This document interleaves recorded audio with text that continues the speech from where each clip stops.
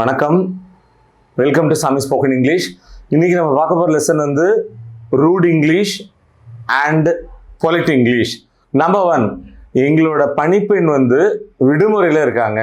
இதை வந்து ரூட் இங்கிலீஷில் அவர் மெய்ட் இஸ் ஆன் லீவ்னு சொல்கிறோம். இதையே பொலைட் இங்கிலீஷில் அவர் domestic engineer is on leave, அவர் டொமஸ்டிக் என்ஜினியர் இஸ் ஆன் லீவ்னு சொல்கிறோம். நம்பர் 2, அந்த முதியவர் எதுக்கும் கலங்க மாட்டாரு, அவருக்கு மன உறுதி ரொம்ப ரொம்ப ரொம்ப அதிகம்.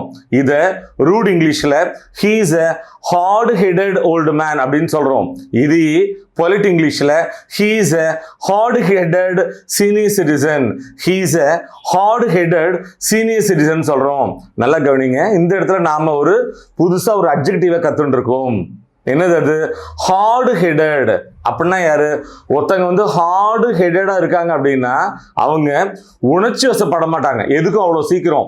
அதே மாதிரி பயங்கர மன உறுதி அவங்களுக்கு இருக்கும்னு அர்த்தம். நெக்ஸ்ட் என்ன பார்க்க போறோம்?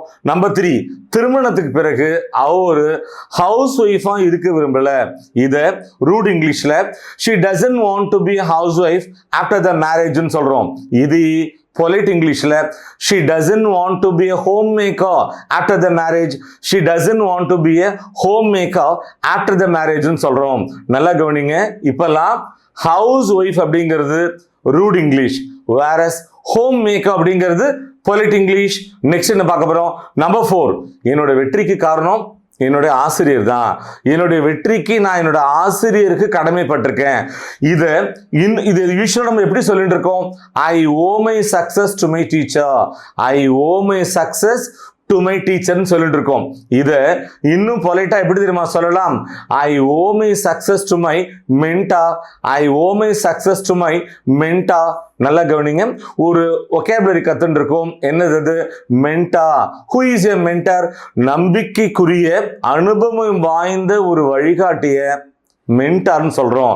நெக்ஸ்ட் என்ன பார்க்க போறோம்? நம்பர் 5, நீ வேலை இல்லாம இருக்கியா? இத ஆர் யூ அன்எம்ப்ளாய்டு அப்படின்னு கேட்டா ரூட் இங்கிலீஷ். இதையே are you job seeker, are you job seeker அப்படின்னு கேட்டா அது பொலைட் இங்கிலீஷ். நெக்ஸ்ட் என்ன பார்க்க போறோம்? நம்பர் 6, அவ பிரசவ கால விடுப்புல இருக்கா அல்லது அவ பேரு கால விடுப்புல இருக்கா? இத she is on maternity leaveனு சொன்னா இது ரூட் இங்கிலீஷ். இதையே she is on parental leave, she is on parental leaveனு சொன்னா அது பொலைட் இங்கிலீஷ். நெக்ஸ்ட் என்ன பார்க்க போறோம்? நம்பர் 7, அவங்க ஏழையா இருக்காங்க.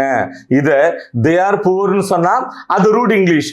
இதையே பொலைட் இங்கிலீஷ்ல எப்படி சொல்லலாம்? 2 types ஆ. எப்படி? Number 1, they are financially challenged, they are financially challenged. Number 2, சிம்பிளா they are needy, they are needy. Next பார்க்கலாமா? நெக்ஸ்ட் என்ன? நம்பர் 8, அந்த மாப்பிள்ள உடல் ஊனமுற்றவரா இருக்கிறாரு. இத the groom is physically challenged, the groom is physically challenged சொன்னா அது rude English. whereas the groom is a person with special ability, the groom is a person with special ability ன்னு சொன்னா அது பொலைட் இங்கிலீஷ். நெக்ஸ்ட் என்ன பார்க்க போறோம்? Number 9, அந்த பாதிக்கப்பட்டவர் நெஞ்சில் கத்தியால் குத்தப்பட்டார். இத the victim was knifed at the chest அப்படின்னு சொன்னா இது ரூட் இங்கிலீஷ். நல்லா கவனிங்க, பாதிக்கப்பட்டவரை என்ன சொல்றோம்? விக்டிம்னு சொல்றோம். இந்த வாக்கியம் எதுல இருக்கு? செயற்பாட்டு வினையில பாசிவ் வாய்ஸ்ல இருக்கு. ஒரு விஷயத்தை கவனிச்சிங்களா? எந்த விஷயத்த? நைஃப்னா கத்தி, ஆனா கத்தியால குத்துறதுக்கு நைஃப்டு. ஸோ நைஃபை வேர்பாவும் நாம் பயன்படுத்தி கொள்ளலாம். சரி, இதை வந்து எப்படி பொலைட் இங்கிலீஷ்ல சொல்றது வாங்க தெரிஞ்சுக்கலாம். அந்த விக்டிமை தூக்கி போட்டுட்டு சர்வைவர் அந்த வேர்டை போட்டா அது என்ன ஆயிடும்? பொலைட் இங்கிலீஷ் ஆயிடும். The survivor was knifed at the chest, the survivor was knifed at the chest ன்னு சொன்னா அது பொலைட் இங்கிலீஷ். ஸோ இந்த லெசனோட லாஸ்ட் லெக் வந்துட்டோம். நம்பர் 10, சோம்பேறியா இருக்காதப்பா. இத ஸ்டாப் பீயிங் லேசின்னு சொன்னா அது ரூட் இங்கிலீஷ். இதையே try to be more productive, try to be more ப்ரொடக்டிவ்னு சொன்னா அது polite English. My dear viewers, rude English and polite English இந்த வீடியோ உங்களுக்கு ரொம்பவே யூஸ்ஃபுல்லா இருக்கும்னு நாங்க நம்புறோம். மீண்டும் அடுத்த பாடத்தில் சந்திப்போம். தேங்க்யூ.